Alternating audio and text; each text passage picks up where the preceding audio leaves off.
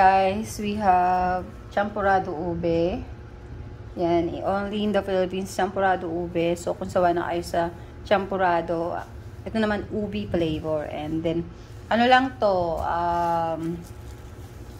2 cents. This one is 4 cents. And 2 cents the pandesal, 5 pieces. And then, of course, the coffee. I don't know how much the coffee, but, no. It's very cheap.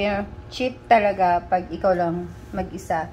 So, ang mura-mura talaga to live here in Philippines. So, I wanna let you know the manong champurrado ube is again 2 cents, 4 cents, and 2 cents. So, ibig sabihin, and plus the coffee. So, ibig sabihin, wala pa itong $1. O, diba? So cheap. So what are you waiting for? So this is only your guide how cheapest food in the Philippines. Almusal yan. Thank you. O follow and subscribe. Thank you.